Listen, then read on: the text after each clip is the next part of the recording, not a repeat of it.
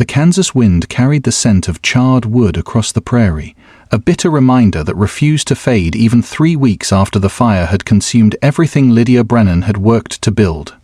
She stood at the edge of what had once been her homestead, her right hand shielding her eyes from the autumn sun of 1882. Her left arm ending abruptly just below the elbow, a permanent souvenir from another fire, another loss, another lifetime ago, though it had been merely 2 years. The foundation stones of the cabin lay blackened and scattered like broken teeth, and the barn leaned precariously to one side, its western wall completely gone, revealing the skeleton of charred beams within. The vegetable garden she had tended so carefully had been trampled by neighbors fighting the flames, and the small chicken coop was nothing but ash and twisted wire. Everything she had scraped together since her husband David's death, every penny she had saved from selling eggs and doing mending work for the townspeople, every ounce of hope she had planted in this unforgiving soil, all of it reduced to ruins by a lightning strike and the merciless prairie wind that had fanned the flames faster than any human effort could contain. Lydia pulled her worn shawl tighter around her shoulders with her remaining hand, a gesture that had become as natural as breathing in the 2 years since the first fire had taken so much more than her arm. That fire had taken David, her husband of barely 18 months, who had rushed into their burning soddy to save their strong box of savings and never emerged. That fire had taken her place in the community, because somehow the women of Cedar Ridge had decided that a wife who survived when her husband perished must have done something wrong, must have been somehow complicit in the tragedy. That fire had taken her arm when she had tried desperately to pull David from the flames, succeeding only in dragging herself out with her sleeve ablaze and her left arm so badly burned that the doctor had no choice but to amputate below the elbow to save her life. And now, just when she had finally rebuilt something resembling a life, just when the small cabin she had constructed with her own sweat and the help of one sympathetic neighbor had begun to feel like a home, just when her chickens were laying regularly and her garden was producing enough to sell at the mercantile, another fire had swept it all away. This time she had been in town, delivering preserves to the general store, and had returned to find half the county fighting flames that had already consumed her property and were threatening to spread to neighboring homesteads. This time she had lost no one but herself, because there was no one left to lose. The dugout shelter she now called home was barely fit for animals, let alone a grown woman. Carved into the side of a small rise about 100 yards from the burned cabin site, it was essentially a cave with a door, measuring perhaps 8 feet by 10 feet, with a ceiling so low she had to stoop when standing at its center. The walls wept moisture, and she had to check her bedroll each night for insects and the occasional snake seeking warmth. Her few possessions: 2 dresses, a coat, a Bible, a tin cup and plate, a single pot for cooking sat on a crude shelf her neighbor Mr. Patterson had helped her construct. A small stove, donated by the church, provided heat and a cooking surface, though its chimney pipe extended only slightly above ground level and filled the dugout with smoke whenever the wind blew from the east. The townspeople of Cedar Ridge had helped initially, as Christian charity demanded, but their assistance had come with whispers and sideways glances. Lydia had heard the speculation, the superstitious murmuring that perhaps she was cursed, that fire seemed to follow her like a vengeful spirit. The more practical-minded simply suggested she should give up this foolish notion of managing a homestead alone. A woman with 2 arms could hardly manage such work, and one with only 1 arm was simply being stubborn and proud. They meant well, perhaps, but their pity cut deeper than any blade. Her brother-in-law Vernon had been the most vocal. David's older brother had never approved of the marriage in the first place, viewing Lydia as beneath their family station, never mind that the Brennans were barely 1 generation removed from poverty themselves. When David died, Vernon had made his position clear. The land claim should revert to the family, meaning to him, and Lydia should return to her own people in Ohio and stop embarrassing the Brennan name with her stubborn independence. He had been furious when the land agent confirmed that Lydia, as David's legal widow, held the claim in her own right. He had been even more furious when she had successfully proven up the claim, meeting all the requirements despite her disability. Now, standing before her for the 3rd time since the recent fire, Vernon Brennan cut an imposing figure on his well-fed horse, his wool coat marking him as one of the more prosperous ranchers in the county. His face, so similar to David's but hardened by bitterness and disappointment, twisted into what might have been intended as concern, but came across as condescension. "Lydia, this is madness," he said, dismounting with the heavy grace of a man who had spent more time behind a desk than in a saddle lately. "You're living in a hole in the ground like a prairie dog. You have no home, no resources, no prospects. The decent thing, the Christian thing, would be to sign over this claim to me. I'll give you fair price for it and let me help you return to your family back east. This land is cursed for you. Anyone can see that." Lydia turned to face him fully, her chin raised in the defiant gesture that had become her signature among the townspeople. "The land isn't cursed, Vernon. Lightning struck the cabin. That's nature, not divine judgment, no matter what the gossips say.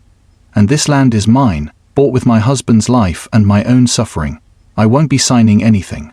Vernon's face reddened, and he took a step closer, his voice dropping to a harsh whisper. "You think you're honoring my brother's memory by living like an animal, by shaming his name with your stubborn pride? You should have died in that first fire instead of him. At least he would have had the sense to rebuild properly, to accept help from his family, to do what was right and proper." The words struck like physical blows, but Lydia had endured worse. She had endured the fever that came after the amputation, the delirium in which she had relived David's death 1,000 times. She had endured the ladies' auxiliary meeting where Martha Henderson had suggested, in tones of false sweetness, that perhaps God was punishing Lydia for some secret sin. She had endured the loneliness of meals eaten in silence, of nights filled with nothing but wind and memory, of mornings when getting out of bed seemed an impossible task. "Get off my property, Vernon," she said quietly, her voice steady despite the trembling in her legs. "And don't come back unless you're prepared to offer genuine help instead of insults and manipulation." Vernon mounted his horse with an angry jerk on the reins that made the animal sidestep nervously. "You'll regret this, Lydia. Winter's coming, and you won't survive it in that hole. When you come begging, and you will, don't expect any charity from me." He wheeled the horse around and galloped off, leaving Lydia standing in the ruins, her heart pounding and her eyes burning with tears she refused to let fall. That evening, as she sat in the dugout with her Bible open on her lap and a single candle providing barely enough light to read by, Lydia prayed with an honesty born of desperation. She had tried to be strong, tried to prove she could manage alone, tried to show the town and Vernon, and even God, that she was not defeated by her circumstances. But the truth was that she was tired, bone-deep tired, and the prospect of another Kansas winter in this dugout filled her with a dread she could barely acknowledge. "Lord," she whispered into the earthen darkness, "I don't know what you want from me. I've tried to honor David's memory, tried to prove myself worthy of this land, tried to show that my value isn't determined by how many arms I have, but I can't do this alone anymore. If it's your will that I leave this place, then close the door clearly. But if there's any way forward, any possibility I haven't seen, please show me. I'm listening." The answer came not in a voice or a vision, but in a memory from 3 days earlier, when Pastor William Hutchins had stopped by the dugout with a basket of food from his wife. The elderly minister had sat on an overturned crate outside the dugout entrance, unwilling to leave until Lydia had eaten something in his presence. And they had talked about practical matters, where she would get water once the creek froze, how she would keep warm, whether she had enough firewood laid by. "Lydia," he had said carefully, his weathered face kind but concerned, "have you considered that perhaps God's plan for you doesn't include managing this homestead alone? I'm not suggesting you give up your claim or surrender to Vernon's badgering, but there are other options. Good Christian men seeking wives on the frontier, correspondence arrangements that have led to many successful marriages." She had bristled at the suggestion initially, viewing it as one more person telling her she was insufficient as she was. But Pastor Hutchins had continued gently, "I'm not saying you need a man to be complete or worthy, child. I'm saying that marriage is a partnership, and there's no shame in seeking a partner to share both burdens and blessings. You've proven your strength 10 times over. Now perhaps it's time to prove your wisdom by accepting that none of us were meant to walk through life entirely alone." Now, in the candlelit darkness of the dugout, those words took on new weight. Lydia had never considered remarrying. Had assumed that no man would want a one-armed widow with nothing to offer but a burned homestead and a reputation for being either cursed or too stubborn for her own good. But what if Pastor Hutchins was right? What if there was a man somewhere who valued character over circumstances, who saw partnership as more important than perfection? The next morning, Lydia walked the 3 miles into Cedar Ridge, her decision made during a sleepless night of prayer and wrestling with her own pride. The town was small. Just a main street with a dozen buildings including the general store, the church, a saloon, a boarding house, and the land office. She entered the general store with her head high, ignoring the curious glances from Martha Henderson and 2 other women examining fabric near the window. "Mr. Garrett," she addressed the store owner, a portly man with kind eyes who had always treated her fairly. "I need to place an advertisement in the matrimonial newspaper, the one that circulates in the Eastern Territories." The store went quiet. Martha Henderson's gasp was audible. Mr. Garrett cleared his throat and nodded slowly. "Of course, Mrs. Brennan. I can arrange that. You'll want to write out your notice, and there's a fee of $2 for publication in the next 3 issues. $2 was a significant sum. Nearly a quarter of what Lydia had left in the small leather pouch that contained her entire worldly savings. But she counted out the coins with her single hand and accepted the paper and pencil Mr. Garrett provided. At the small writing desk near the window, aware of the stares boring into her back, she composed her notice with careful deliberation. Widow, 24, seeks honest Christian husband for partnership on Kansas homestead. I am capable, faithful, and seeking a man of character who values truth and hard work above appearance or circumstance. Must be willing to build a life from humble beginnings. Respond to Lydia Brennan, care of General Delivery, Cedar Ridge, Kansas. She had been honest but not completely forthcoming. The missing arm was a detail that could be revealed later. In personal correspondence, when a man's character might be better judged by his reaction. It wasn't deception, she told herself, merely discretion. If a man rejected her for the missing arm, he wasn't the right man anyway. 3 weeks passed before the first response arrived. Mr. Garrett handed her the letter with a smile that suggested he had read it, or at least knew its significance. Lydia walked back to her dugout before opening it, her heart pounding with a mixture of hope and dread. The letter was from a farmer in Nebraska, a widower with 5 children under the age of 10, seeking a mother for his brood and help on his farm.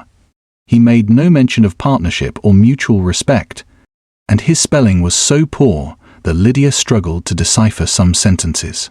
She set it aside without responding. The second letter came a week later, from a man in Colorado Territory who described himself as a prospector and entrepreneur. His flowery language and grand promises immediately set Lydia on guard. She had learned from David that men who talked most about their prospects usually had the least to show for them. He also mentioned that he expected his wife to be pleasing in appearance and manner, which suggested priorities that didn't align with Lydia's situation. That letter joined the first in her kindling pile. The third letter, arriving in mid-October as the first frost painted the prairie grasses silver, was different. The handwriting was educated but not pretentious, the paper good quality but not ostentatious. It was addressed to Mrs. Brennan rather than Dear Widow or some other impersonal greeting, and it began with a directness that Lydia found refreshing. Mrs. Brennan, I read your advertisement with interest, particularly your emphasis on character and truth above circumstance. I am a man of 28 years, unmarried, seeking to establish a life on the frontier built on honest partnership, rather than the shallow pretenses that govern society in the East. I have some experience with farming, though I confess I am more accustomed to business than agriculture. However, I am willing to learn and to work hard. More importantly, I am seeking a wife who values faith and integrity, who understands that life's greatest treasures are not material but relational. If you are willing to correspond with a man who has made mistakes but seeks to build something genuine and lasting, I would be honored to learn more about you and share more about myself. Respectfully, Benjamin Cott. Lydia read the letter 3 times that evening, searching for warning signs or false notes. The tone was humble but not self-deprecating, confident but not arrogant. He had been honest about his lack of farming experience, which suggested a man who valued truth as much as she did. And there was something in his phrasing. Life's greatest treasures are not material but relational. That suggested he had known loss or disappointment, that he understood the difference between what society valued and what truly mattered. She composed her response carefully over the next 2 days, writing and rewriting until she felt she had struck the right balance of honesty and discretion. She told him about the homestead, about the fire, the recent one, not the one that had taken David, and her arm about her faith and her determination to build a life of purpose and meaning. She mentioned that she had been widowed 2 years prior, that she understood loss and hardship, that she was not seeking rescue but partnership. She asked him about his faith, his reasons for leaving the East, his vision for a life on the frontier.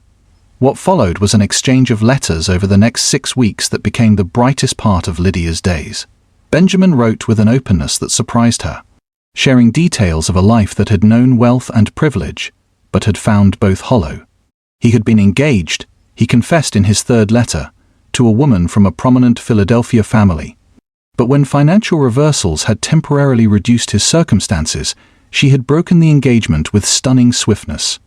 Though he had since recovered and even increased his wealth through wise investments in the railroad expansion, the experience had taught him the difference between love and opportunism. I came to realize, he wrote, that everything I had built in Philadelphia society was constructed on a foundation of sand: reputation, social standing, material success. When the tide came in, it all washed away, revealing that I had no true friends, no genuine connections, no relationships that could withstand adversity. I want something different, something real.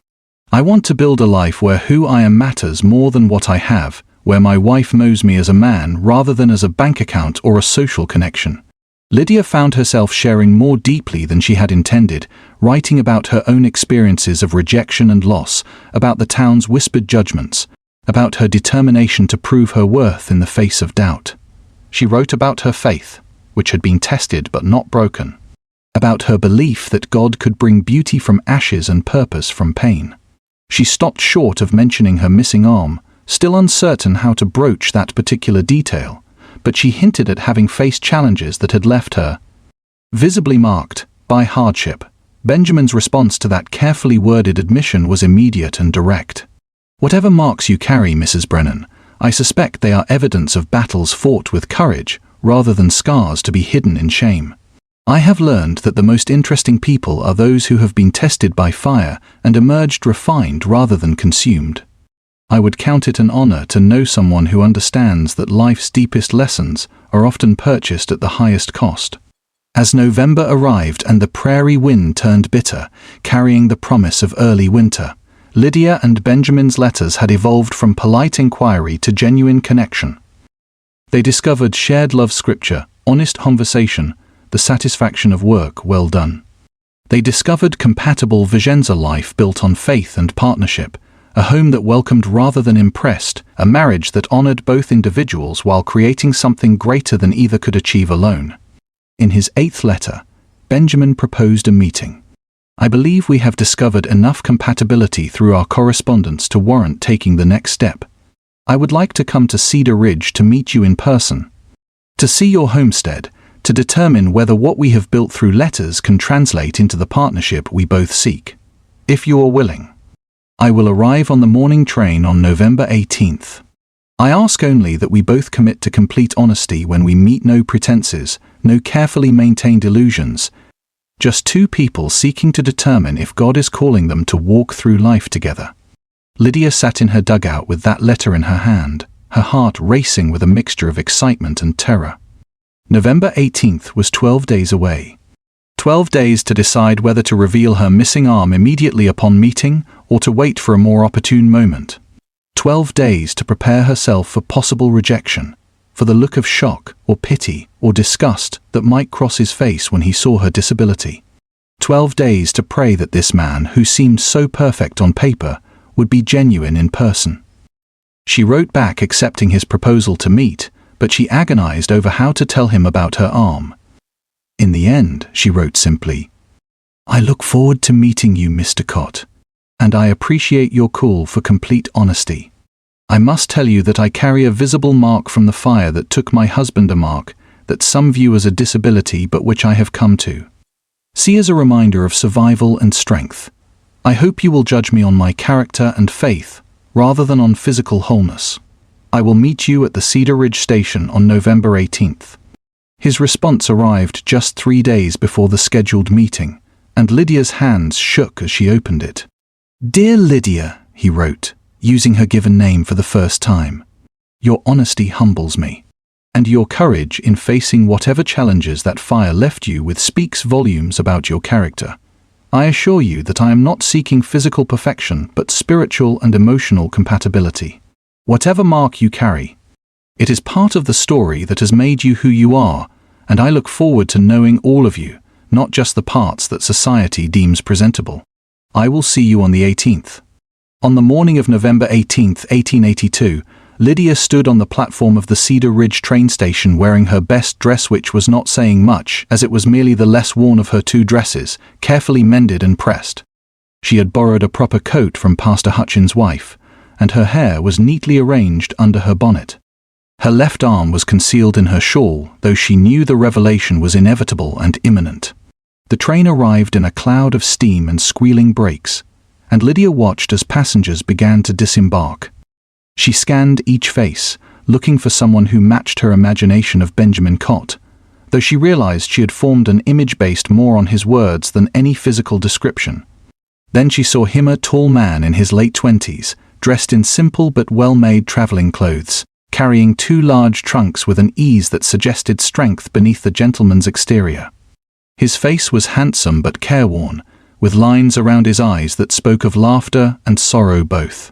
And when their eyes met across the platform, Lydia felt a jolt of recognition that had nothing to do with physical appearance and everything to do with a sense of rightness that defied explanation.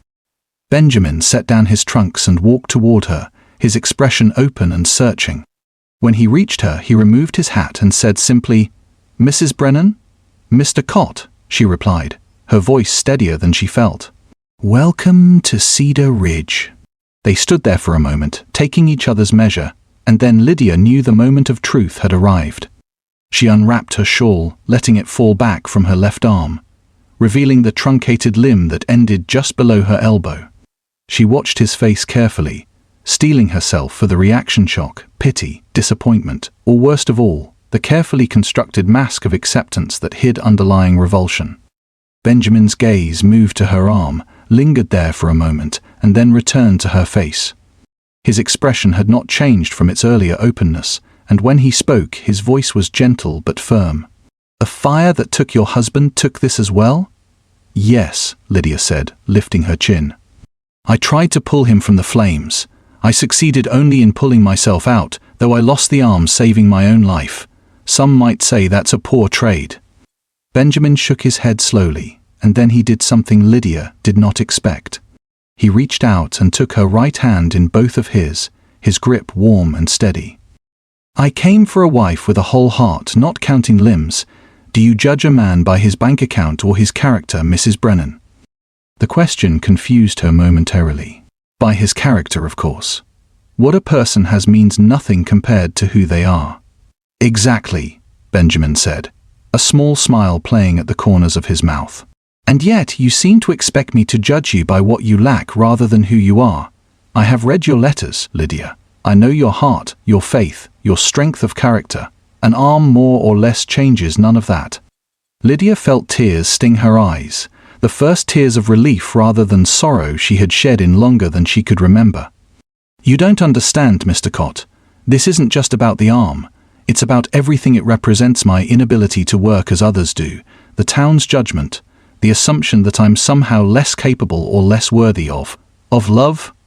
Benjamin finished quietly. "Of partnership, of a future." "Lydia, I have been judged by my bank account my entire adult life. I know what it is to be valued for the wrong reasons and rejected when those reasons disappear. I know what it is to wonder if anyone will ever see past the surface to the person underneath. That's why I'm here. That's why I wrote to you in the first place. I'm not interested in perfect circumstances or an easy life. I'm interested in genuine connection with a genuine person. From everything you've written, Everything you've shown me, you are exactly that. The train whistle blew, signaling its imminent departure, and the platform began to clear of passengers and greeters. Lydia realized they were drawing attention. Several townspeople were watching with undisguised curiosity, and she could see Martha Henderson whispering urgently to another woman near the station house. Benjamin noticed her discomfort and said, "Perhaps we should continue this conversation somewhere more private. I understand your homestead is some distance from town." "It is," Lydia said, suddenly nervous about showing him the full extent of her circumstances. "Mr. Cott, there's something else you should know. The homestead it's not what you might expect. There was another fire 3 weeks ago. Lightning strike, the cabin and barn are destroyed. I'm currently living in a dugout shelter while I determine how to rebuild." She watched his face carefully, waiting for the moment when reality would overwhelm romantic notions, when he would realize that partnership with her meant starting from less than nothing. But Benjamin simply nodded and said, "Then we'll have much to discuss. Shall we collect my trunks and head out there? I assume you have some sort of wagon or conveyance."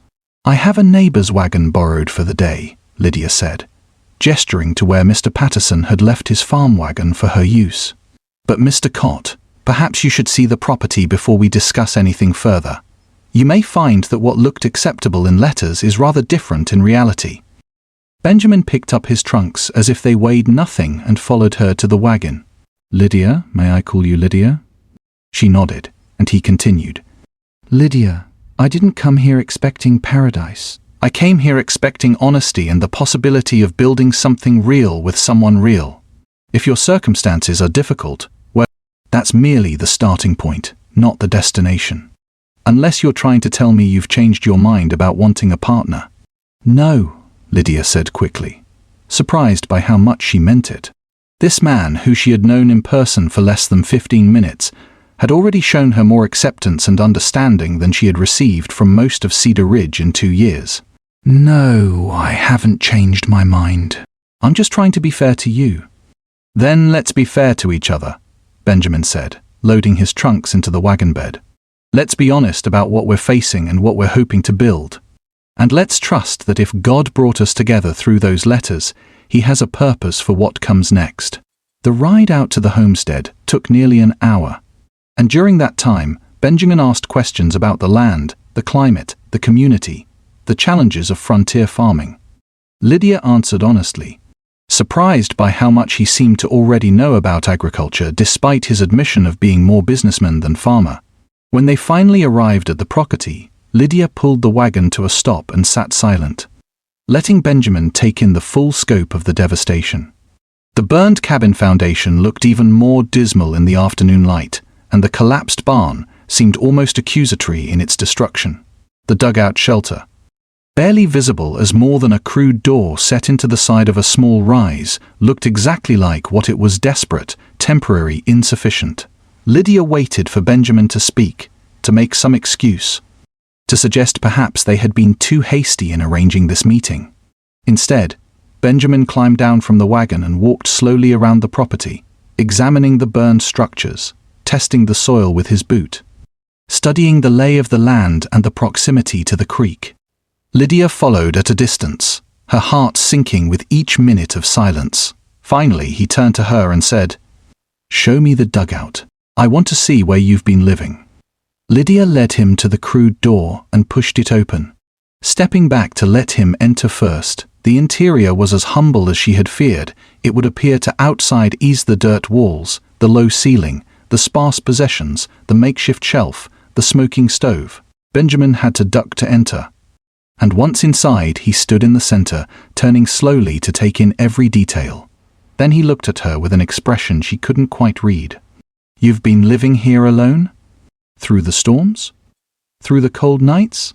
"Yes," Lydia said simply. "It's not much, but it's shelter. And it's better than accepting charity from people who would use it to prove I can't manage on my own." Benjamin was quiet for a long moment, and then he said something that changed everything. "Lydia, I haven't been entirely honest with you." Her heart sank. Here it came of the revelation that he was already married, that this had been some cruel joke, that he wasn't who he claimed to be. She braced herself, but his next words were not what she expected. My name isn't just Benjamin Cott. It's Benjamin Northcott. I am in fact quite wealthy, embarrassingly so, by frontier standards. I made a fortune in railroad investments and various business ventures.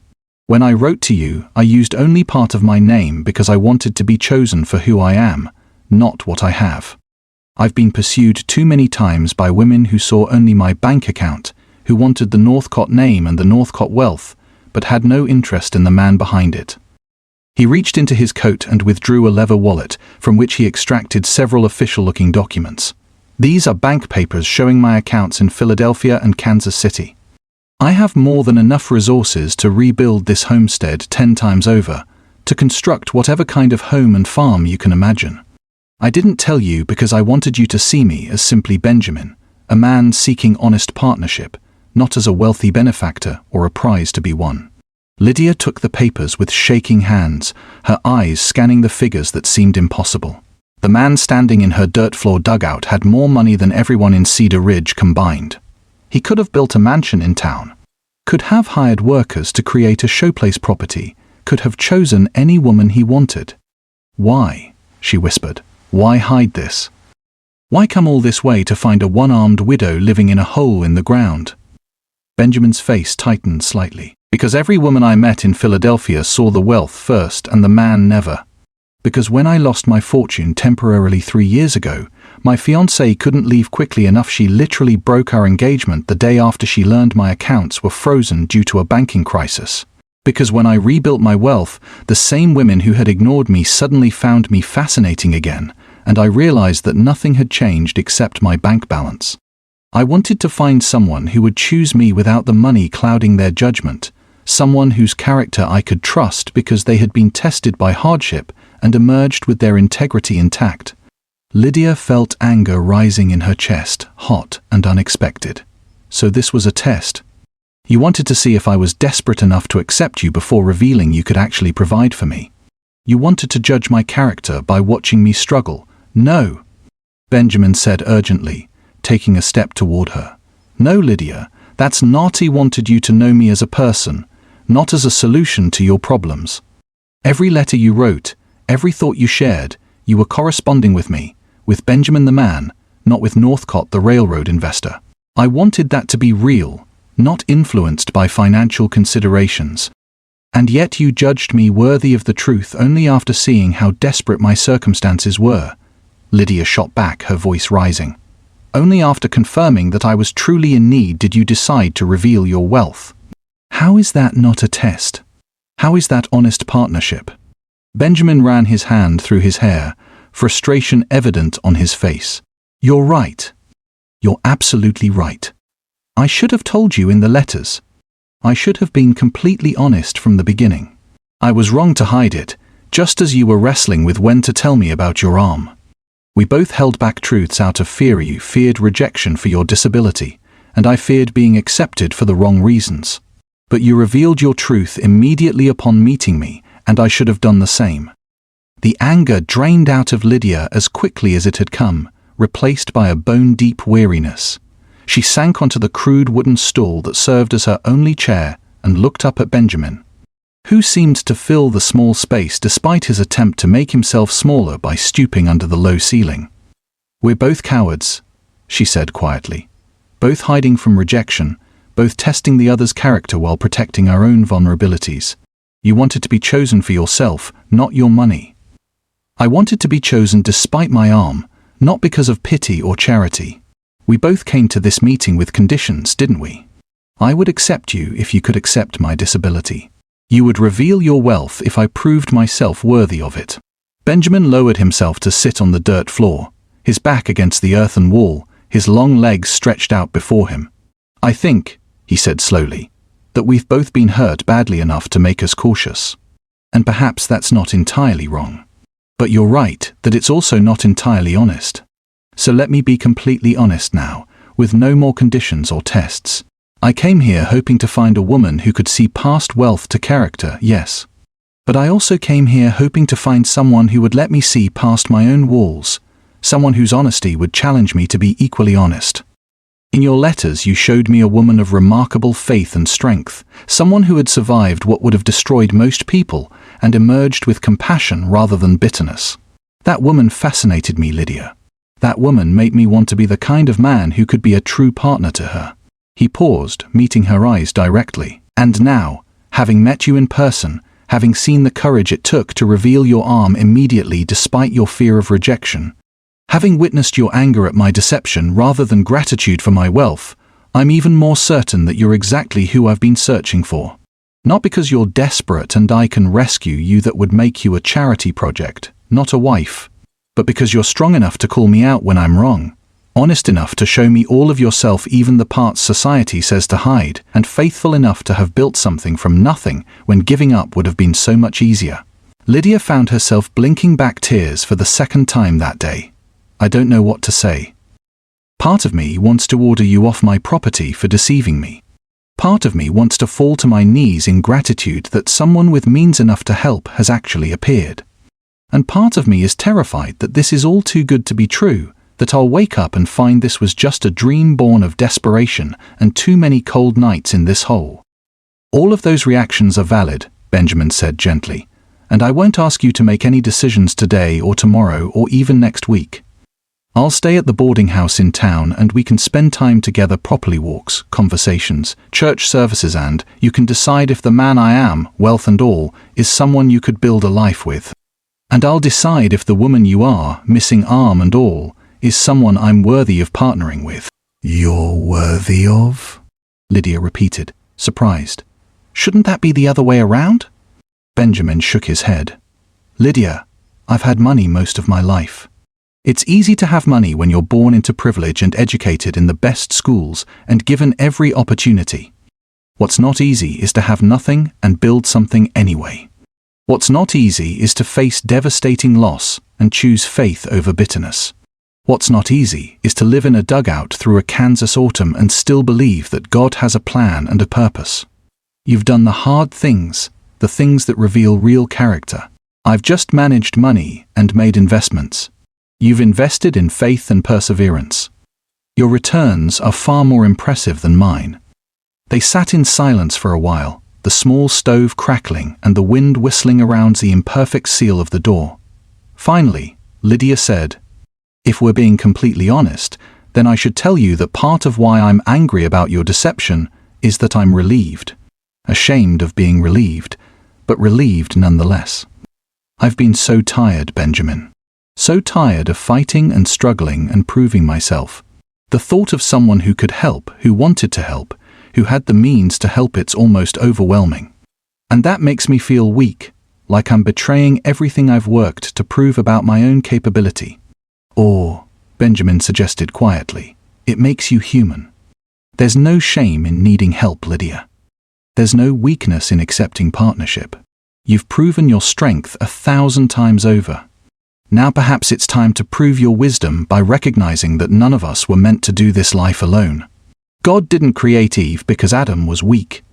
He created her because even in paradise, even in perfection, humans need partnership." Lydia looked at this man who had traveled so far based on letters and faith, who had revealed his wealth knowing it might make her question his motives, who sat on the dirt floor of her crude shelter and spoke of partnership and purpose. "What do you want from me, Benjamin? Truly.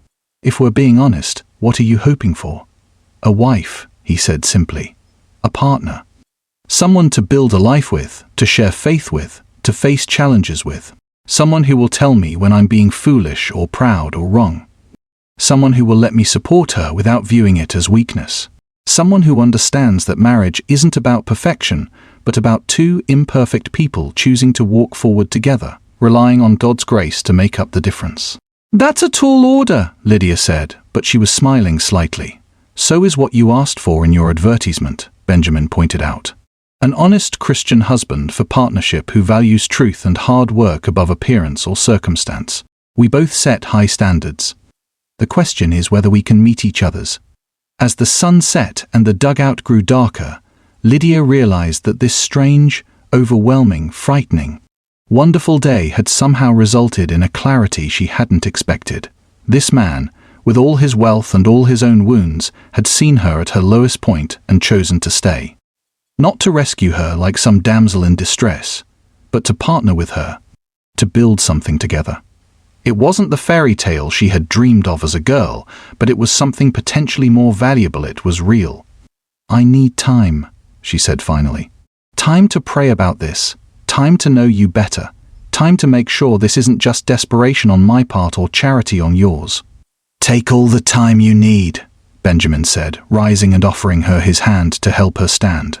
"I'm not going anywhere, though I do hope you'll let me take you to dinner at the boarding house. I'm told their roast chicken is edible, and anything would be an improvement over this dugout for an evening meal." Lydia took his hand and let him pull her to her feet. "The whole town will talk." "Let them," Benjamin said. "They've been talking about you for 2 years. Let's give them something actually worth discussing." And so Lydia Brennan, one-armed widow living in a dugout, walked into Cedar Ridge's boarding house on the arm of Benjamin Northcott, wealthy railroad investor, and let the shocked whispers and stares wash over her like water off a duck's back. Because for the first time since fire had taken so much from her, she felt the stirring of something she had thought long dead: hope. The weeks following Benjamin's arrival in Cedar Ridge were unlike anything Lydia had experienced in her adult life. True to his word, Benjamin had taken a room at the boarding house and had begun courting her with a formality that seemed almost quaint on the rough Kansas frontier, where courtships were often abbreviated to pragmatic conversations about household management and land claims. He called on her at proper hours, always with the knowledge of Pastor Hutchins, and they spent their time in long walks across the prairie, discussing everything from scripture to practical farming techniques, from their past heartbreaks to their hopes for the future.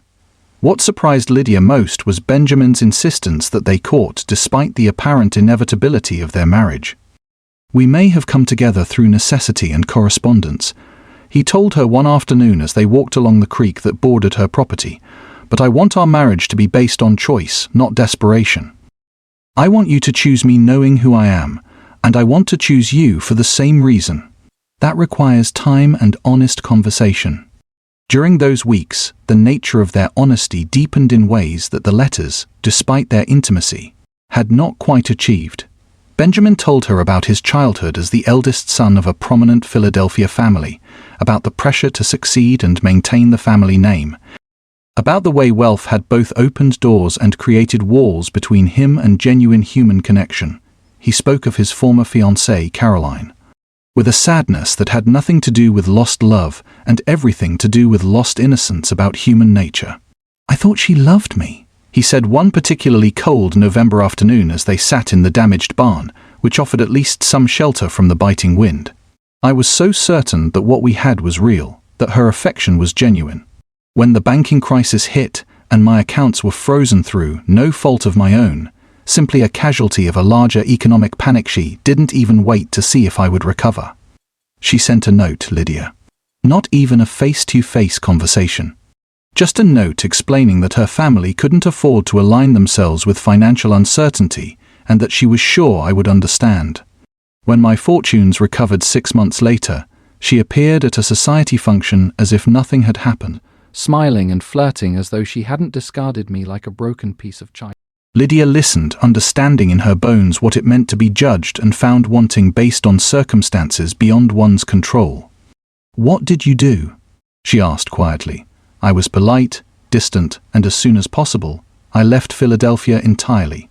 I couldn't stay in a place where every social interaction felt like a calculation, where every smile hid an assessment of my current net worth. I wanted to find somewhere that I could be just Benjamin, not Northcott the railroad investor, or Northcott the eligible bachelor, or Northcott the potential business connection. I wanted to find out who I was without all the trappings." In turn, Lydia shared more deeply about her first marriage to David, about the genuine affection they had shared despite the brevity of their time together, but also about the ways that marriage had been constrained by inexperience and youth. "We married because it seemed like the right thing to do," she admitted. "We were both 22, both from respectable families, both believers. Everyone said we were well suited. And in many ways, we were. But I'm not sure we ever truly knew each other, Benjamin. We played the roles of husband and wife without really understanding what that meant beyond the surface expectations. She told him about the morning of the fire, about David's impulsive decision to rush into the burning soddy for their savings box, about her desperate attempt to stop him, and then to save him. "I've replayed that day 1,000 times, she said, her voice thick with emotion. "I've wondered if I could have done something differently, if I could have prevented him from going in, if I could have pulled him out faster, if I had just been stronger or quicker or smarter." Benjamin reached across the space between them and took her remaining hand in his. "Lydia, you lost your arm trying to save him. That's not weakness or failure, that's extraordinary courage and love. The fact that you couldn't save him doesn't diminish that. Tell that to Vernon," Lydia said bitterly. "Tell that to the ladies' auxiliary. They all seem to think that a good wife would have either saved her husband or died trying. Surviving with a missing arm is apparently the worst of both options." "Then they're fools," Benjamin said flatly. "And Vernon is a bitter man who blames you for his own failures and disappointments. His brother's death is a convenient excuse for his own inadequacies." It was during these conversations that Lydia began to see not just Benjamin's wealth or his education or his social polish, but his essential character, his capacity for empathy, his willingness to listen without judgment, his faith that had been tested and refined rather than abandoned when life proved difficult. She saw the way he treated everyone in Cedar Ridge with the same respect, whether they were prominent citizens or struggling farmers. She watched him help an elderly woman carry her purchases from the general store, repair a broken wagon wheel for a stranger, and sit with Pastor Hutchins for hours discussing theological questions about suffering and providence. And she saw the way he looked at her property, not with the pity or disdain she had feared, but with a vision that seemed to see past the burned ruins to something that could be built. 1 week after his arrival, he had spread out architectural drawings on a makeshift table outside the dugout, sketching plans for a home that took her breath away. "This is too much," she protested, looking at the drawings that showed a 2-story house with multiple rooms, a proper kitchen, even a parlor. "Benjamin, this isn't a homestead cabin, this is a mansion." "It's a home," he corrected gently. "A real home, built to last, designed to be added onto as our family grows." "But Lydia, I need you to understand something. I'm not building this for you as a gift or charity. I'm building this for us, as our home, as the foundation of the life we'll share. And I need you to help me build it." "I don't understand," Lydia said, studying the drawings more carefully. "You can hire builders, craftsmen, people who actually know what they're doing. Why would you want my help? I can barely hammer a nail straight with one hand." Benjamin smiled, but there was something serious in his eyes. "Because this needs to be ours, Lydia. Not mine. Not a gift from me to you, but something we build together. Yes, I'll hire skilled workers for the foundation and the framework, for the technical work that requires expertise. But I want us to do much of the finish work ourselves. I want you to choose the placement of every window, the design of every room. I want us to sand the floors together, paint the walls together, build the furniture together. Because when it's done, I want you to look at this house and know that it's as much yours as mine, that you built it with your own hand, singular, and your own sweat and your own vision." Lydia felt tears threatening again, a sensation that was becoming distressingly familiar around Benjamin. "You don't have to do this, you know. We could just build a simple cabin, something practical and quick. This," she gestured at the elaborate drawings, "this is going to take months, maybe longer." "I know," Benjamin said calmly. "And yes, we could build something quick and simple. But Lydia, I didn't come to Cedar Ridge looking for quick and simple. I came looking for something worth building, something that would last. That takes time. And I have time, if you do." It was during this conversation that Lydia realized she had already made her decision. That the question was no longer whether she would marry Benjamin, but when. The realization should have terrified her, should have felt too fast or too desperate, but instead, it felt like the first truly right decision she had made in years. This man, who had every reason to seek an easier life, was choosing to build something with her, was seeing her disability not as a limitation but as simply one characteristic among many. "Benjamin," she said carefully, "if we're going to build a home together, we should probably formalize our engagement, don't you think?" People are already talking, and Pastor Hutchins has been giving us increasingly pointed looks during church services. Benjamin's face broke into a smile that transformed his usually serious expression. Lydia Brennan, are you proposing to me? I think I might be, Lydia said, feeling a lightness she hadn't experienced in years. Or at least I'm suggesting that you should propose to me, if that was your intention.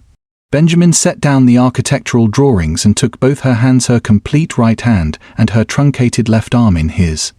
Lydia, I came to Cedar Ridge hoping to find a wife, praying to find a partner, dreaming of finding a woman who could see me as I truly am and still choose to walk through life beside me.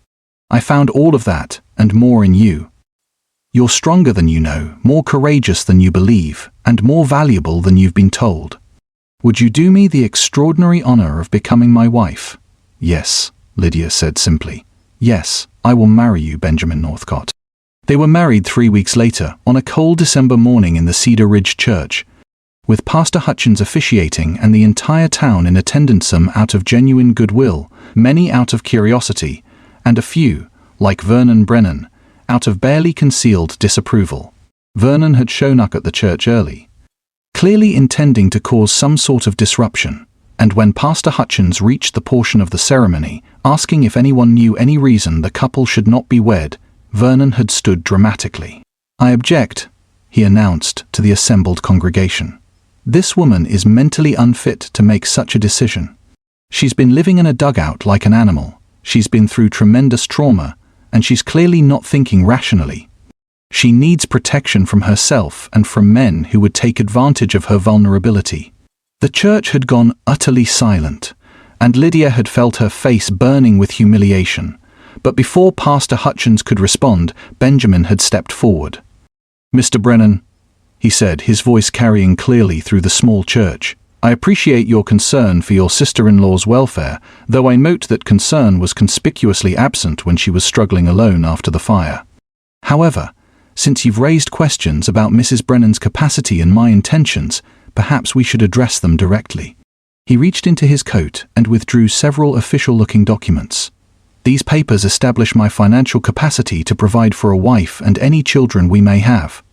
They show assets in excess of what most men in this territory will earn in a lifetime. These other papers are character references from business associates, church leaders, and civic officials in Philadelphia, all of whom can attest to my reputation and integrity. And this final document is a statement from Dr. Matthews in town, who examined Mrs. Brennan at my request with her permission. I should add and found her to be of completely sound mind, excellent health despite her injury, and fully capable of making her own decisions. He handed the documents to Pastor Hutchins and then turned back to Vernon. As for taking advantage of her vulnerability, I would argue that the truly vulnerable party in this marriage is me. I'm marrying a woman who has survived what would have broken most people, who has built a life from nothing with one hand and unshakable faith, who has more courage in her smallest finger than I have in my entire body. If anyone is getting the better end of this arrangement, Mr. Brennan, it's certainly me. Lydia had watched the expressions shift throughout the congregation: surprise, admiration, approval, and in Vernon's case, frustrated rage. Pastor Hutchins had examined the documents briefly, then looked up with a barely suppressed smile. The objection is noted and overruled. Mr. Brennan, please be seated, or leave if you cannot conduct yourself properly in the house of God. Vernon had stormed out, slamming the church door behind him, and the ceremony had continued. When Pastor Hutchins pronounced them husband and wife, Benjamin had kissed Lydia with a tenderness that suggested both affection and promise, and the congregation had erupted in applause, genuine this time, as Benjamin's defense of Lydia had won over even some of her harshest critics. The reception that followed, held in the church hall, had been surprisingly joyful, with townspeople who had previously avoided Lydia now offering congratulations and even apologies for their previous coldness. Martha Henderson, of all people, had approached Lydia with tears in her eyes. "I'm sorry," she had said quietly. "I'm sorry for the things I said, for the assumptions I made. Watching your young man, your husband, defend you like that, it made me realize how cruel we've been. You deserved better from all of us." Lydia had accepted the apology with grace, though part of her wanted to remind Martha of the specific cruelties, the whispered judgments, the cold shoulders in the mercantile. But Benjamin's hand at her back had steadied her, reminded her that today was about moving forward, not dwelling on past hurts. Their first night as husband and wife was spent in Benjamin's room at the boarding house, a temporary arrangement until their home could be built. Benjamin had been careful to preserve Lydia's reputation and comfort, arranging for the largest available room and treating their wedding night with a respect and tenderness that spoke to his genuine care for her as a person, not just a wife. They talked long into the night, sharing dreams and fears, discussing plans for the homestead and hopes for the future. "I want children," Lydia had said at one point, voicing a desire she had barely allowed herself to acknowledge since losing the baby years ago. "I know there are risks, especially given what happened before, but I want to be a mother." Benjamin had pulled her close, his arms secure around her. "Then we'll pray for children, and we'll trust God with the outcome. And Lydia, whatever comes, whether we're blessed with a dozen children or none, you are enough. This marriage, this partnership, you are enough." The next morning, they had begun the work of building their home. Benjamin had already hired a crew of skilled carpenters and masons, but true to his word, much of the work was done by their own hands. Lydia had been skeptical at first about her ability to contribute meaningfully, but Benjamin proved endlessly creative in finding ways for her to participate. He designed special tool handles that she could brace against her truncated left arm, created jigs and fixtures that allowed her to hold materials steady one-handed, and worked beside her with a patience that never felt patronizing. The community watched with interest as the house took shape over the winter months. It was indeed grander than anything else in Cedar Ridge, but Benjamin and Lydia took care not to make it ostentatious. The design was elegant but practical, with large windows to capture the prairie light, a wraparound porch for sitting on summer evenings, and a kitchen that Lydia had designed specifically to accommodate her one-handed work, with lower counters on one side and clever storage solutions that Benjamin had sketched based on her input. Working together revealed new dimensions of their partnership. Benjamin proved surprisingly adept with his hands for someone raised in wealth, and he approached physical labor with the same analytical intelligence he applied to business. Lydia discovered that she enjoyed the creative aspects of building, choosing paint colors, designing the layout of the garden, planning the placement of furniture. They established a rhythm of work and rest, prayer and conversation that felt natural despite the newness of their marriage. It was during these months that their marriage deepened from partnership into genuine love. Lydia found herself falling for the man who appeared at the building site each morning with coffee and fresh bread from the bakery, who read scripture aloud while they ate lunch sitting on piles of lumber, who rubbed her sore shoulders at the end of long days, who never once made her feel inadequate or incapable. Benjamin fell for the woman who sang hymns while painting walls, who could solve practical problems with creative solutions, who laughed when she made mistakes instead of dissolving into frustration, who prayed over their home as it rose from the ashes of the old. One particular incident cemented their bond in a way that no words could have. They had been working on the second-floor bedrooms, sanding the wide plank floors that would eventually gleam with polish. Lydia had developed a technique using a sanding block braced against her left arm, and she had been working steadily for hours when the block slipped. She had jerked backward instinctively, lost her balance, and fallen hard, striking her truncated arm against the edge of a sawhorse. The pain had been immediate and intense, and Lydia had cried out involuntarily. Benjamin had been at her side instantly, his face white with concern. But what had brought tears to Lydia's eyes wasn't the pain but the sudden overwhelming sense of inadequacy. The feeling that she would always be limited, always be struggling to do what came easily to others, always be one mistake away from proving the skeptics right. "I'm sorry," she had sobbed, knowing she was overreacting but unable to stop. "I'm sorry. I'm trying. I can't." Benjamin had gathered her into his arms, holding her while she cried, not trying to fix or minimize, just being present. When her tears had finally subsided, he had said quietly, "Lydia, do you know what I saw just now?" "I saw a woman who has been working for 6 hours straight, who has sanded more floor today than the carpenter we hired, who developed her own technique for doing work that most people with 2 hands would find exhausting. I saw someone who is so determined to contribute to building our home that she pushed herself too hard and had an accident, the same kind of accident I had last week when I hit my thumb with a hammer because I was rushing. This isn't about your arm, Lydia. This is about being human and making mistakes and getting tired. He had helped her to her feet and examined her arm carefully, relieved to find only bruising.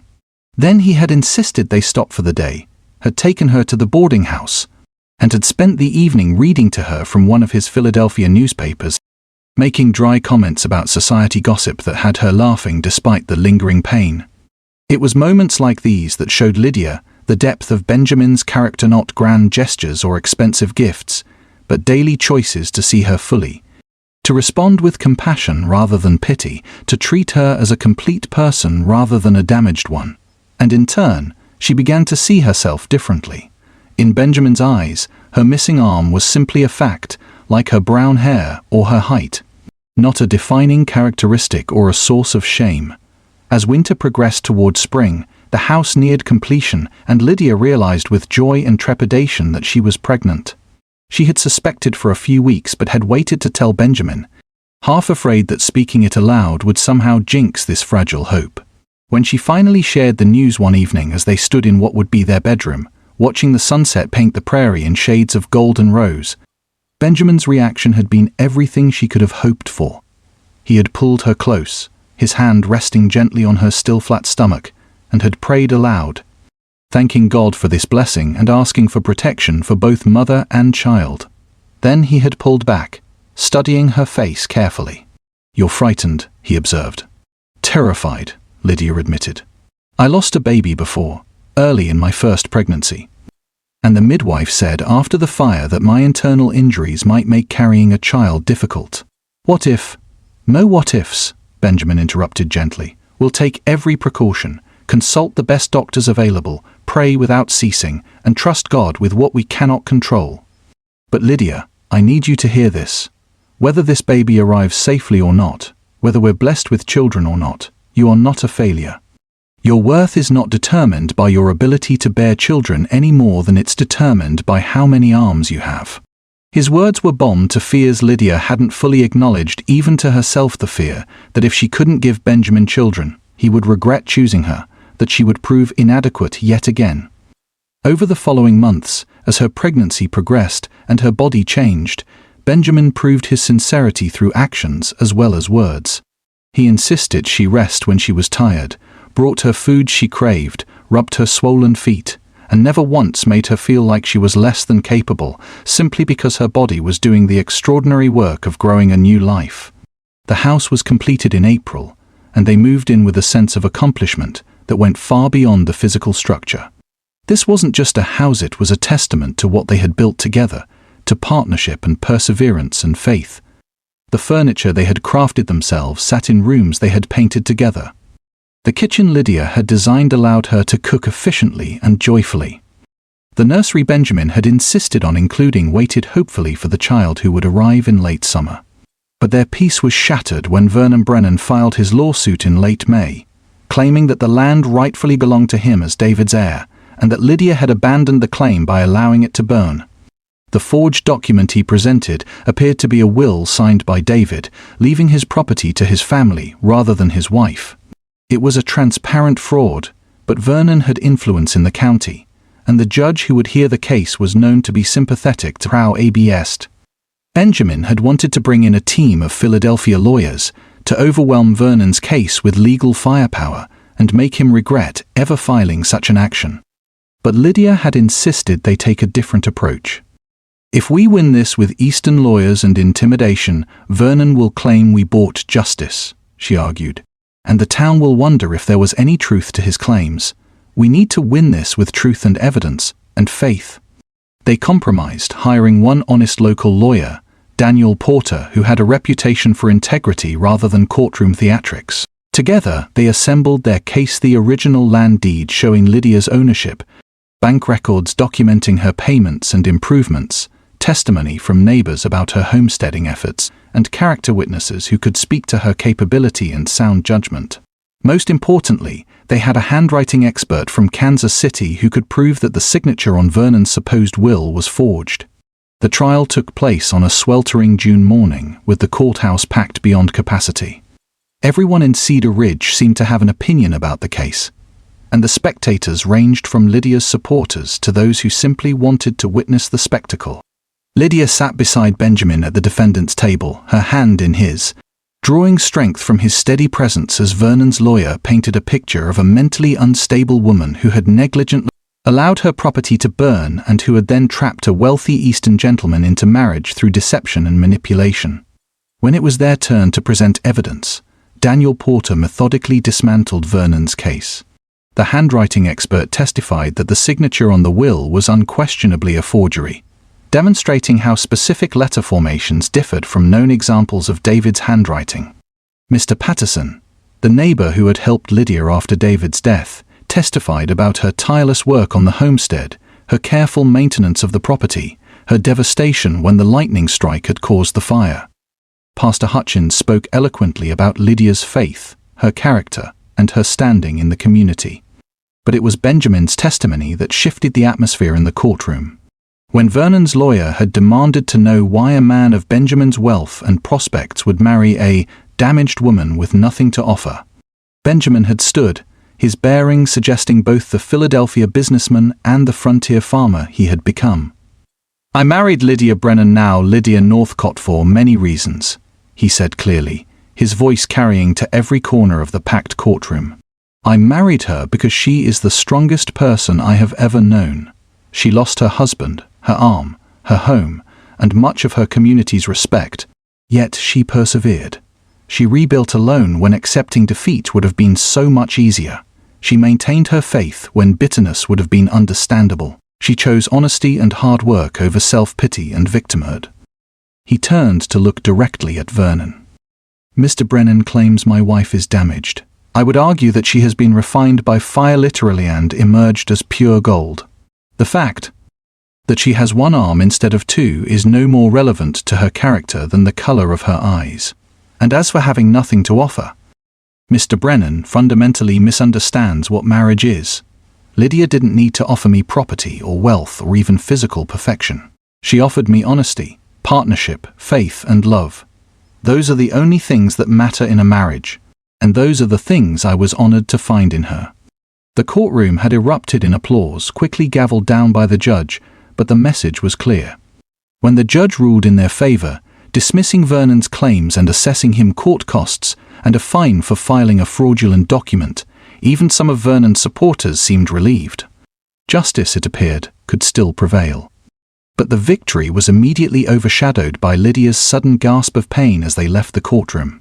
She had been feeling off all morning, had attributed it to stress and nerves, but now there was no denying the familiar cramping sensation that signaled the onset of labor. "Benjamin," she whispered urgently, gripping his arm, "the baby's coming. It's too early, it's not supposed to be for another 2 months." Benjamin's face went pale, but his voice remained steady. "We'll get you home, get the midwife, everything will be fine." But when they reached the house, they discovered that Mrs. Patterson, the midwife, was 3 farms away delivering another baby and wouldn't return until morning at the earliest. The backup midwife was visiting family in the next county. They were alone. Lydia had faced many frightening moments in her life, but nothing compared to the terror of early labor with no experienced help available. Benjamin settled her in their bedroom, piled blankets and pillows around her, and then stood helplessly, clearly out of his depth. "Tell me what to do," he said, his usual confidence shaken. "Lydia, please, tell me how to help you." "Pray," Lydia gasped between contractions. "Just pray, Benjamin. Pray that God will protect this baby, will guide your hands if you need to help, will see us through this." And so he did. Through the long hours of that night, as Lydia labored to bring their child into the world too soon, Benjamin knelt beside the bed and prayed aloud. He recited every scripture about God's faithfulness he could remember. He sang hymns when Lydia asked for something to focus on besides the pain. He wiped her forehead with cool cloths, supported her back, encouraged her when she was certain she couldn't continue, and never once let her see his own fear. As dawn broke, painting the bedroom in soft gold light, their daughter was born tiny, frighteningly small, but alive and fighting. Benjamin caught her with shaking hands, cleared her airway the way Lydia frantically instructed, and wrapped her in warm blankets. When the baby's first cry filled the room, weak but determined, both parents wept with relief. Lydia reached for her daughter with her one arm, and Benjamin carefully placed the infant against her chest. "Miriam," Lydia whispered, looking down at the impossibly small face. "Her name is Miriam. It means wished-for child." Benjamin sank onto the bed beside them, his arm around Lydia, his other hand gently touching his daughter's dark hair. "She's perfect," he said, his voice thick with emotion. "You're both perfect. Thank you, God. Thank you." The next hours were anxious ones, as they waited to see if Miriam would continue to thrive despite her early arrival. Benjamin rode to fetch the doctor, leaving Lydia and the baby in the care of Pastor Hutchins' wife, who had arrived shortly after dawn with food and practical help. Dr. Matthews examined Miriam thoroughly and pronounced her small but healthy, with good color and strong lungs. "Keep her warm, keep her fed, and watch for any signs of distress," he instructed. "But I think you've got yourself a little fighter there, Mrs. Northcott." Over the following weeks, as Miriam grew stronger and Lydia recovered from the difficult birth, their family found its rhythm. Benjamin proved to be a devoted father, rising in the night to bring Miriam to Lydia for feeding, changing diapers with fumbling determination, walking the floor with the baby when she was fussy. He also proved ingenious at creating solutions to the challenges of one-armed parenting: special pillows that supported Miriam during nursing, a modified cradle that Lydia could rock with her foot, a sling that allowed her to carry the baby securely while leaving her hand free for other tasks. The community's response to Miriam's arrival was overwhelmingly positive. Women who had once whispered about Lydia now sought her advice, impressed by how well she managed motherhood despite her disability. Martha Henderson became an unlikely ally, stopping by regularly with food and offering to help with laundry. Even Vernon, humbled by his legal defeat and perhaps moved by the sight of his brother's niece, sent a simple gift, a small silver rattle that had belonged to David as a child. As autumn arrived and Miriam reached 3 months old, thriving and growing, Lydia stood on the porch of their home one evening, watching Benjamin play with their daughter in the grass, making her giggle with delight. She thought about all the losses that had brought her to this moment: David's death, her arm, her first cabin, her place in the community. She thought about the desperation that had driven her to place that advertisement, the fear that no one would respond or that whoever did would reject her. And she thought about Benjamin, who had come to her burnt homestead with his own wounds and his own fears, seeking something real in a world of pretense. Together, they had built something far more valuable than the beautiful house that stood behind her. They had built a partnership based on honesty, a love tested by adversity, a family anchored in faith. "What are you thinking about?" Benjamin called from the yard, bouncing Miriam gently in his arms. "Second chances," Lydia called back. "And how God wastes nothing, not our pain, not our losses, not even our ashes. He uses it all to build something beautiful." Benjamin walked up to the porch, Miriam cooing contentedly against his shoulder. "Do you have any regrets?" he asked quietly. "About how we started, about the deception on both sides, about how quickly we married?" Lydia considered the question seriously. "No," she said finally. "I think we both needed to come to this marriage the way we did, wounded and honest about being wounded. Desperate but not willing to settle for less than genuine connection. If we had met in easier circumstances, we might never have seen past the surface to find what really mattered." "Then I have no regrets either," Benjamin said, leaning down to kiss her. "Though I reserve the right to tease you in our old age about how you proposed to me in a barn." Lydia laughed, the sound clear and joyful on the evening air.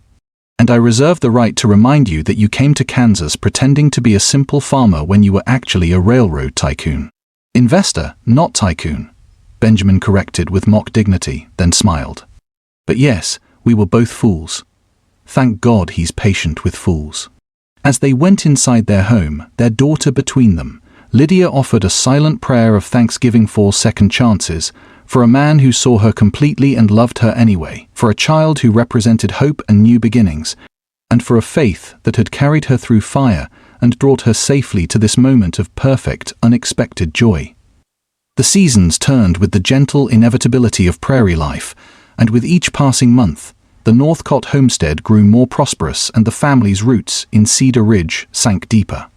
Miriam thrived despite her early arrival, growing into a bright-eyed, curious child who seemed to inherit her mother's determination and her father's analytical mind. By the time she reached her second birthday, she was speaking in complete sentences and following her parents around the property with endless questions about everything she observed. Lydia discovered that motherhood with one arm, while challenging, was far from impossible. Benjamin's creative solutions and her own adaptive techniques meant that she could care for Miriam as capably as any mother. What she couldn't do through conventional means, she accomplished through innovation, bathing Miriam in a specially designed tub that held the baby securely, dressing her using clever button hooks and modified closures, even managing the increasingly active toddler's attempts at independence with a combination of patience and ingenuity.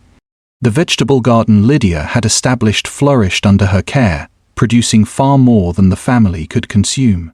Rather than let the surplus go to waste, she began making preserves, pickles, and canned goods that she sold at the mercantile. Mr. Garrett gave her promenade shelf space, and soon her products were in high demand throughout the county. She insisted on keeping her own ledger of sales and maintaining a separate account for her earnings, despite Benjamin's wealth making the income unnecessary from a practical standpoint. "It matters to me," she explained to Benjamin when he gently questioned why she worked so hard when they had no financial need.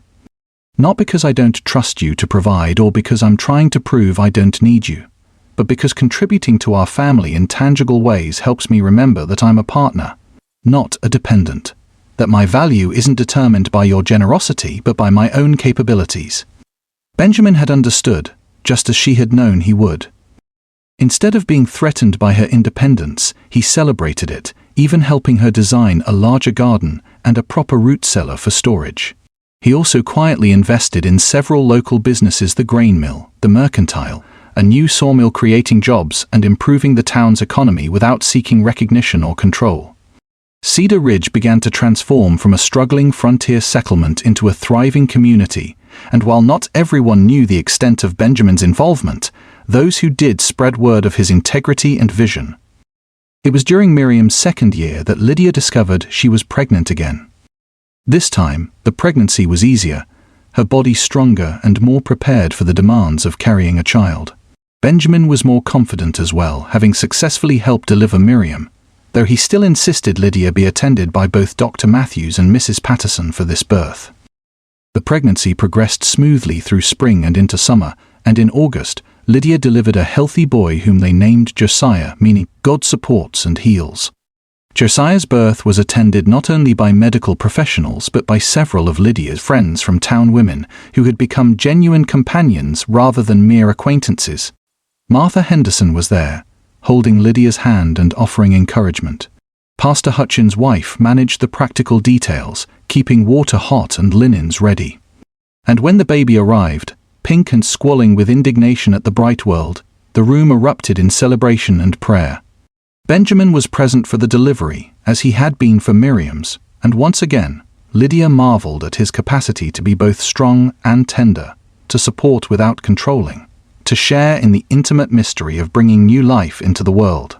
When Josiah was cleaned and wrapped and placed in his father's arms, Benjamin's expression of wonder and gratitude brought tears to every eye in the room. "Another perfect child," he whispered, looking from Josiah to where Miriam stood on tiptoe beside the bed, trying to see her new brother. "Another blessing beyond what we deserve." The addition of Josiah to their family required adjustments and brought new challenges, but the Northcotts adapted with the resilience that had become their hallmark. Miriam took to her role as big sister with enthusiasm, wanting to help with everything from diaper changes to feeding. Lydia managed 2 children with the same creative problem-solving she had brought to managing one, and Benjamin proved as devoted to his son as he was to his daughter. It was during this time that Vernon Brennan reappeared, but not in the hostile manner of previous encounters. 3 years had passed since his failed lawsuit, and those years had been hard on him. He had lost his ranch to gambling debts and his wife to a younger man who promised her a better life in California. Drinking had cost him most of his remaining friends, and he had hit bottom in a Kansas City saloon, waking up in an alley with no money, no prospects, and finally, no pride left to sustain his bitterness. He appeared at the Northcott homestead on a cold October evening, hat in hand, looking decades older than his actual age. Benjamin met him at the door, his expression wary but not hostile. Vernon's first words were simple. "I need to apologize, and I need help, and I don't deserve either." Lydia joined Benjamin at the door, Josiah on her hip and Miriam peering around her skirts. She studied Vernon's face so like David's but marked by dissolution and regret and felt the complicated tangle of emotions his presence evoked. This was the man who had made her life miserable after David's death, who had tried to steal her land, who had publicly humiliated her. This was also her late husband's brother, her children's uncle, a man clearly at the end of his resources and perhaps finally ready for redemption. "Come in," she said quietly, stepping back from the door. "You look frozen through. We were about to sit down to supper." The meal that followed was awkward but not hostile. Vernon ate with the desperate hunger of someone who had missed many meals, and he said little until the children had been put to bed and the three adults sat around the kitchen table with coffee. Then, haltingly, he told them the story of his decline, the poor decisions, the mounting debts, the final realization that he had driven away everyone who cared about him and destroyed everything he had once valued. "I blamed you," he said to Lydia, not meeting her eyes. "I blamed you for David dying, for getting the land, for surviving when he didn't, for being strong when I was weak. None of it was true, none of it was fair, but it was easier than facing my own failures. I was jealous of my brother for finding someone who loved him, angry at my own wife for only tolerating me, bitter about my father leaving the family property to David instead of me as the eldest son. And when David died, all that poison had nowhere to go but toward you." He looked up then, his eyes red-rimmed. "I'm not asking for forgiveness. I don't deserve it. But I wanted you to know that I finally understand what I did was wrong. And I wanted to tell you that you were right all along about the land, about your capability, about everything. You're 10 times the person I ever was." Lydia and Benjamin exchanged glances, a silent conversation passing between them. Finally, Lydia said, "Vernon, forgiveness isn't about deserving it. If we only forgave people who deserved it, none of us would ever be forgiven by God or each other. What we need to know is whether you're truly ready to change or if you're just desperate for a handout." Vernon flinched but nodded. "I understand. You have every right to send me away. I just thought I hoped maybe there was a chance to make amends somehow." Benjamin leaned forward. "We can offer you work. Nothing fancy farm labor, honest physical work for fair wages. We can offer you a place to stay in the barn loft, which we've converted to a reasonable room. We can offer you a chance to prove yourself. What we cannot offer is easy forgiveness or a return to how things were before. You hurt Lydia deeply, and I won't pretend that's forgotten. But if you're genuinely willing to work on sobriety, on integrity, on becoming the man you should have been all along, then we're willing to help." "Why?" Vernon asked, his voice breaking. "After everything I did, why would you help me?" Lydia answered, her voice soft but firm. "Because we've both been given second chances we didn't deserve. Because faith isn't just about believing in God, but about trying to reflect God's character in how we treat others. Because you're David's brother, and despite everything, that still means something. And because everyone deserves a chance at redemption if they're truly ready to take it." Vernon stayed. Over the following months, he proved himself through consistent labor and growing sobriety.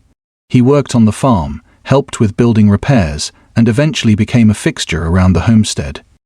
Miriam took to him with the easy affection of a child who had never known him as an enemy, calling him Uncle Vern, and bringing him dandelions and smooth stones she found interesting. Josiah, as he grew, would toddle after Vernon with the same adoration. Watching Vernon interact with the children was both healing and painful for Lydia. She saw echoes of David in his mannerisms, heard similar inflections in his voice, and had to continually choose forgiveness over bitterness. Some days were easier than others. Some days she caught herself watching him with suspicion, waiting for the old Vernon to emerge. But gradually, as he proved his commitment to change, the suspicion faded into wary trust and eventually into something approaching genuine forgiveness. The turning point came one evening when Miriam, then 3 years old, fell and scraped her knee badly enough to bleed. Vernon had been nearby and had scooped her up immediately, carrying her to the house while speaking softly to calm her tears. He had helped Lydia clean and bandage the wound, and afterward, as Miriam had fallen asleep against his chest, exhausted from crying, he had looked at Lydia with tears in his eyes. "I don't know how you do it," he said quietly. "Caring for them with one arm, managing everything you manage, never complaining or making excuses. I have two arms and I was useless at being a husband or a landowner or a decent human being.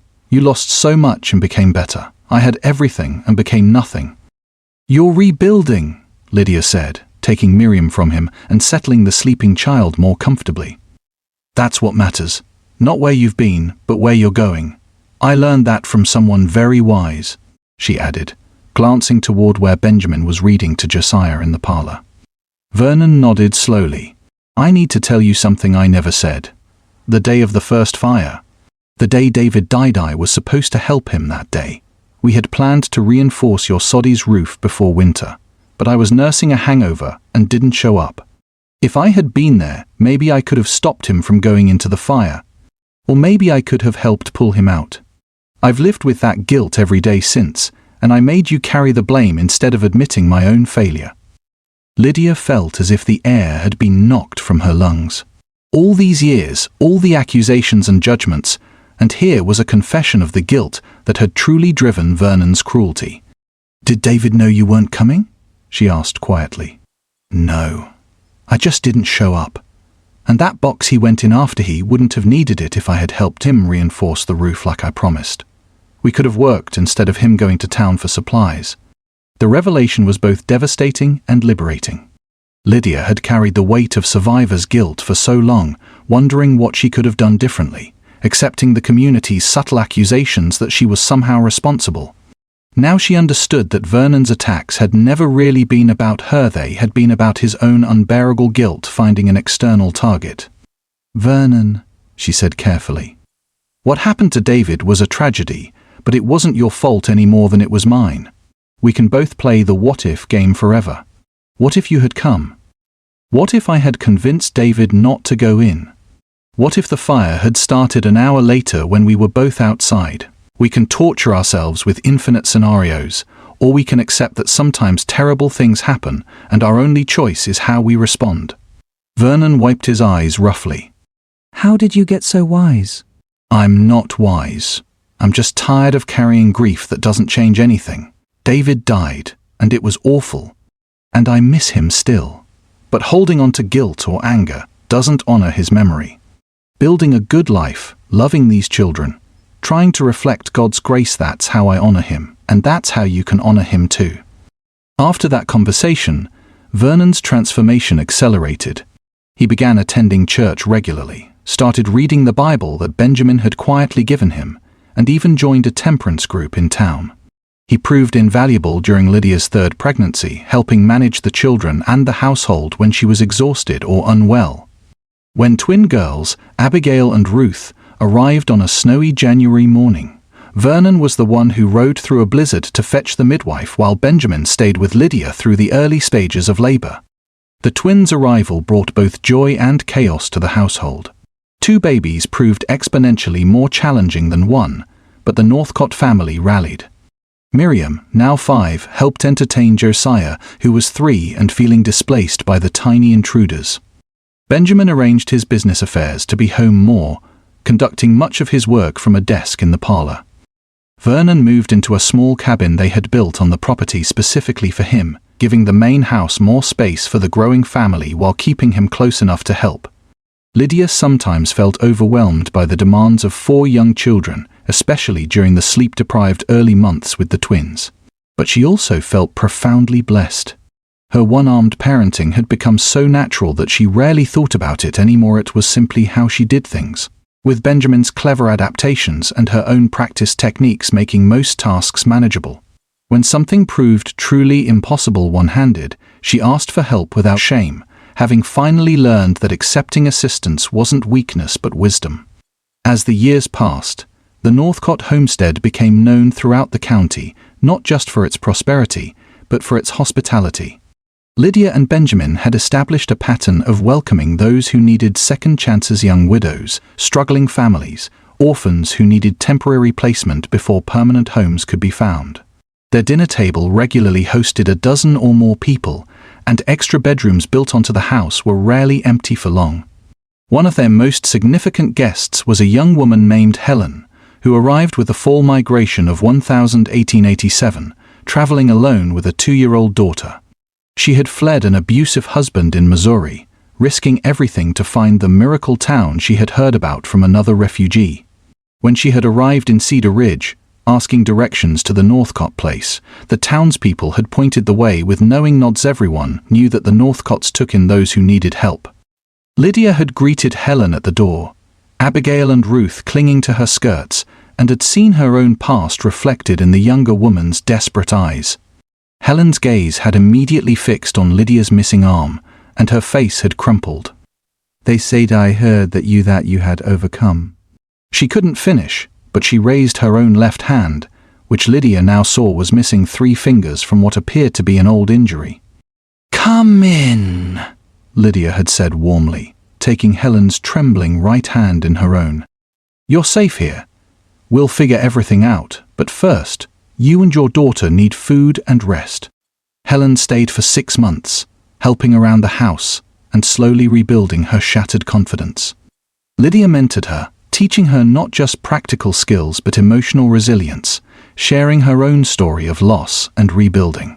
Benjamin helped Helen file for divorce and secure legal protection from her husband, using his connections to ensure she could start fresh without fear. When Helen eventually left to take a teaching position in a neighboring county, she was a different woman, no longer hunched and fearful, but standing tall, ready to build a new life. Stories like Helen's became increasingly common. A farmhand who had lost his leg in an accident stayed while learning to manage with a prosthetic and eventually became the foreman of the Northcott farm operations. An elderly couple who had lost everything in a fire spent a winter in the guest cabin and then decided to homestead nearby with a loan from Benjamin that they insisted on repaying despite his protests. A teenage boy orphaned when his parents died of influenza lived with the family for 2 years, becoming almost a son to Benjamin and Lydia and an older brother to their children. The community watched and learned. Cedar Ridge had once been a place where people minded their own business and expected others to do the same, where struggling was seen as a personal failing rather than an opportunity for collective support. But the Northcott example, combined with their strategic investments in community infrastructure, gradually transformed the town's culture. A community fund was established for families facing hardship, funded significantly by Benjamin but also by donations from townspeople who had prospered as the town grew. A proper school was built, with a teacher who specialized in working with students who had various challenges or disabilities. The church expanded its outreach programs, no longer just offering prayers but practical help. Martha Henderson, of all people, became one of the most active volunteers, seemingly determined to make up for her earlier coldness through present compassion. She and Lydia developed a genuine friendship built on shared faith and mutual respect. One afternoon, as they worked together canning vegetables for the community food pantry, Martha had said quietly, "You know, Lydia, watching you these past years has taught me more about faith than any sermon I've ever heard. Faith isn't just believing the right things, it's living them out, even when it costs you something." By the time Miriam turned 10, the Northcott family had grown to 6 children. After the twins had come twin boys, Peter and Philip, currently 2 years old and delighting in creating chaos wherever they went. The house Benjamin had built all those years ago, which had seemed so large when it was just the 2 of them, now felt perfectly sized for their boisterous brood. Lydia, now 34, sometimes looked in the mirror and marveled at the woman she had become. The fear and shame that had once defined her were gone, replaced by confidence born not from perfection but from learning to navigate life with both limitations and faith. Her missing arm was simply part of who she was, sometimes inconvenient, occasionally frustrating, but no longer a source of identity or shame. She was Lydia Northcott, wife and mother and businesswoman and mentor, and the arm was just a detail in a much larger story. Benjamin, approaching 40, had found the purpose he had been seeking when he left Philadelphia. His wealth had been multiplied through wise investments, but more importantly, it was being used in ways that created lasting value. He sat on the board of 3 charitable organizations, consulted on regional economic development, and mentored young businessmen in ethical practices. But his greatest investment was his family, the wife who challenged and inspired him, the children who filled their home with noise and love, the extended household of people finding their way to second chances. One autumn evening, as they sat on their porch watching the sunset paint the prairie in shades of amber and rose, Lydia reflected aloud on the journey that had brought them to this moment. "Do you ever think about that day you arrived?" she asked Benjamin, who was whittling a toy horse for the twins while she mended a shirt. "About how terrified I was that you would take one look at me and leave. Every time I see you do something that would be difficult for most people with 2 arms," Benjamin replied with a smile. "Which is to say, frequently. You've proven me right, you know." "Right about what?" "About choosing you being the best decision I ever made. About character mattering more than circumstances. About God bringing beauty from ashes." He set down his whittling and took her hand. "Lydia, I came to Kansas hoping to find authenticity, to build something real. I found that and so much more. I found a partner who makes me better, a family that gives life meaning, a community that feels like home. Every day I thank God for that fire, not because it happened, but because it led you to place that advertisement, which led me to you." "That's a very generous interpretation of divine providence," Lydia said, but she was smiling. "Is it? Look at what God has built from those ashes. Not just our family, though that alone would be enough. But this entire community has changed. People who were once isolated and struggling are now connected and thriving. Children who might have been lost in the cracks are being educated and cared for. Men and women who thought their lives were over have found new beginnings. All of it traces back to 2 wounded people choosing to trust each other and trust God with what came next." A commotion inside announced the twins' bedtime rebellion, and Lydia stood to address it. Before going in, she paused and said, "Benjamin, in all the ways that matter, you've given me back what the fire took. Not my arm, I'll never have that again, but my sense of worth, my hope for the future, my belief that I could be loved as I am. That's what you rebuilt from ashes." 5 years later, with their children ranging from 17-year-old Miriam to 7-year-old Peter and Philip, the Northcott family marked a significant milestone, the 20th anniversary of Lydia and Benjamin's marriage. The celebration was simple by their standards, a large gathering at the homestead with friends, neighbors, and the many people whose lives had intersected with the Northcotts over the years. Vernon, now sober for 15 years and managing a small farm he had purchased with money saved from his wages, gave a toast that brought tears to many eyes. 20 years ago, he said, his voice steady, I was the worst version of myself. I was cruel to a woman who had done nothing but survive tragedy. I tried to steal land that wasn't mine, spread lies, cause pain. Benjamin and Lydia had every reason to turn me away when I finally hit bottom and came begging for help. Instead, they gave me work, shelter, and a chance to rebuild my life. More than that, they gave me an example of what it means to live out faith instead of just talking about it. He looked directly at Lydia. You taught me that strength isn't about having everything or doing everything perfectly. It's about getting back up when life knocks you down, about choosing faith over bitterness, about extending to others the grace you've received from God. You did that with one arm, raising 6 kids, running a business, welcoming strangers, and never once complaining about your limitations. You're one of the strongest people I've ever known. And I thank God regularly that you didn't give up on me when you had every reason to. The celebration continued late into the evening, with food and music and stories shared among people who had become not just neighbors but family. As Lydia stood watching her children dance with friends, her grown daughter, Miriam, beautiful in a dress she had sewn herself, her sons tall and strong, and her youngest twin still young enough to be silly, she felt overwhelmed with gratitude. A young widow who had been staying with them for several weeks approached hesitantly. Her name was Caroline, a coincidence that still made Lydia smile. Given Benjamin's ex-fiancé of the same name, and she had arrived 3 months earlier, devastated by her husband's death in a farming accident, and paralyzed by the whispers in her hometown that she should give up her claim and move back east. Mrs. Northcott, Caroline said quietly, can I ask you something? Of course, dear. How did you do it? How did you survive losing everything and not give up? How did you keep your faith when everything seemed to be telling you that you were cursed, or inadequate, or not worth saving? Lydia studied the young woman's face, so young, maybe 22 at most, with eyes that held the same desperation Lydia remembered from her own reflection all those years ago. "I didn't do it alone," she said simply. "I tried for a while, and it nearly broke me. What saved me was finally accepting that I needed help and being willing to risk rejection to find it. I placed that advertisement more out of desperation than hope, fully expecting either no responses or rejection from anyone who learned the truth about me. Instead, I found Benjamin." She gestured to where Benjamin was helping Philip demonstrate a card trick to a group of delighted onlookers. He wasn't perfect, and neither was I. We both came to this marriage with wounds and fears and secrets we were afraid to share. But we chose to be honest, to build something together instead of trying to do everything independently, to rely on God's strength when our own wasn't enough. That's what got me through, not my own capability, but the combination of divine grace, human partnership, and stubborn faith that God could bring something beautiful out of ashes. "But you're so capable," Caroline protested.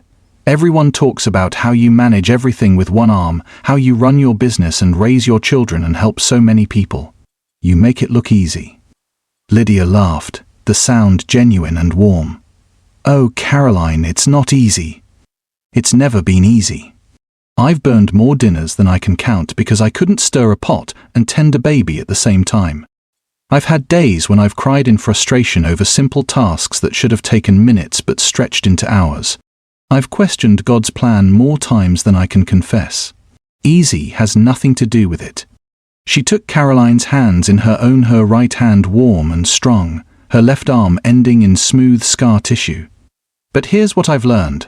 Capability isn't about doing everything perfectly or doing everything alone. It's about knowing your strengths, acknowledging your limitations, asking for help when you need it, and trusting God to make up the difference. Some days I feel strong and competent. Other days I feel like I'm barely holding it together. But every day I choose to show up, do my best, and trust that God's grace is sufficient." Caroline's eyes filled with tears. "I'm so afraid. Afraid I'll fail, afraid I'll prove everyone right who said I couldn't manage alone, afraid I'll always be alone." "Then don't be alone," Lydia said gently. "Stay here as long as you need. Learn from us, from the community, from others who've walked similar paths. And when you're ready, whether that means rebuilding your homestead or starting fresh somewhere new, you'll go forward knowing you're not alone, not from us, not from this community, and most importantly, not from God." As the celebration wound down and guests began departing, Lydia found herself alone on the porch with Benjamin. Just as they had been so many evenings before. The house behind them held their sleeping children, and tomorrow would bring all the usual chaos and joy of a large family. But for this moment, they simply sat together in comfortable silence, watching the stars emerge in the darkening sky. "Any regrets?" Benjamin asked, the same question he had posed years earlier. Lydia considered carefully, then shook her head. "No. Not about us, not about our life, not even about the fire that took my arm. I wouldn't choose to go through it again, but I can't deny that it shaped me into who I am. It taught me about resilience and faith and the difference between what I thought I needed and what actually matters. Without that fire, I might have lived my whole life never knowing my own strength or God's faithfulness." "That's remarkably generous," Benjamin observed. "It's honest," Lydia corrected. "I spent years being angry about what I lost. But somewhere along the way, probably when Miriam was born, or maybe when Vernon finally changed, or possibly just gradually through 1,000 small moments, I realized that my life now is richer and more meaningful than anything I had before. Not despite what I lost, but somehow because of how losing it forced me to rebuild differently." She leaned against his shoulder, feeling his arm come around her in the gesture that had become as natural as breathing. "You know what I think about most when I look back? That day you arrived and I showed you my arm, expecting rejection. I thought that moment was about whether you could accept my disability. But really, it was about whether I could accept being fully known limitations and all and still believe I was worth loving. You taught me that, Benjamin. You taught me that I'm enough. You taught me the same thing, Benjamin said quietly. That who I am matters more than what I have, that vulnerability isn't weakness, that the best things in life are built together, not purchased individually. You gave me purpose, Lydia. You gave me a family and a home and a reason to use my wealth for something that actually matters. They sat in silence for a while longer, and then Lydia said, Do you remember what you told me that first day in the dugout? You said that sometimes God burns away what we thought we needed to give us what we never knew to ask for. I remember. You were right. I thought I needed a homestead and self-sufficiency and proof that I could manage alone. What I actually needed was partnership and purpose and the humility to accept both help and love. God had to burn away my stubborn independence before I could receive what he actually wanted to give me. And what was that? Benjamin asked, though he was smiling. This, Lydia said simply, gesturing to encompass the house, the land, the stars above them. All of this. You, our children, our extended family, this community, this life where my past scars became qualifications instead of disqualifications, where my losses created compassion instead of bitterness, where my limitations taught me about grace instead of just highlighting inadequacy. This is what I never knew to ask for, and it's infinitely better than anything I could have imagined. The next morning dawned bright and clear, and the Northcott household erupted into its usual cheerful chaos. Miriam was helping prepare breakfast while simultaneously discussing her upcoming teaching position at the Found school. She had decided to follow in the footsteps of the mentor who had worked with her mother years ago, specializing in helping students with various challenges. Josiah was already outside doing morning chores, his natural affinity for farming making him Benjamin's likely successor in managing the agricultural aspects of their enterprise. The twins, Abigail and Ruth, were setting the table while arguing about whose turn it was to feed the chickens. And Peter and Philip, inseparable as always, were constructing some sort of elaborate block tower in the corner of the kitchen, narrating an epic story about knights and dragons. Caroline emerged from the guest room, looking more rested than she had since her arrival. Lydia handed her a cup of coffee and said, After breakfast, I thought you might help me in the garden. There's something therapeutic about working in the soil, and I could use an extra pair of hands. Caroline nodded gratefully, and as the household settled into breakfast, a crowded, noisy affair with everyone talking over each other and plates being passed in every direction, Lydia caught Benjamin's eye across the table. He smiled at her, that same smile that had greeted her at the train station 20 years ago, and she smiled back, feeling the same flutter of recognition and rightness that had marked their first meeting. As they bowed their heads for grace, Lydia's prayer was simple and heartfelt. Lord, thank you for taking our ashes and creating beauty, for taking our brokenness and creating strength, for taking our individual stories and weaving them into something larger and more wonderful than we could have imagined. Help us continue to extend the grace we've received, to welcome the stranger, to believe in second chances, and to trust that your plans are always better than our own. Amen. Amen, the family echoed, and then the meal erupted into cheerful conversation once more. Years later, when Miriam would write the family history for her own children to read, she would describe her mother not as a one-armed widow who overcame disability, but as a woman of extraordinary faith who understood that true strength comes not from what we have or what we can do, but from who we trust and how we love. She would write about her father not as a wealthy benefactor who rescued the poor widow, but as a man who found purpose and authenticity in building a life based on partnership and compassion rather than power and prestige. But most importantly, she would write about how two wounded people chose to trust each other and trust God. And from that choice came not just a family but a legacy of second chances, of faith that perseveres, of love that sees beyond surface scars to recognize the refining work of divine grace, and of a marriage that proved that the best things in life are not given to us whole but built together from ashes and hope. Has this story touched your heart? Does Lydia and Benjamin's journey of faith, second chances, and building beauty from ashes resonate with your own life experiences? If their story of perseverance, redemption, and God's faithfulness has inspired you, please like this video, share it with someone who needs encouragement today, and subscribe to our channel for more faith-filled stories of hope and transformation. Drop a comment below sharing which part of their journey spoke to you most. Was it Lydia's courage in facing rejection, Benjamin's quest for authenticity, Vernon's redemption, or the beautiful family they built together? Your engagement helps us bring more stories of faith and second chances to people who need them. Remember, God wastes nothing, not our pain, not our losses, not even our ashes. He uses it all to build something beautiful. Be blessed.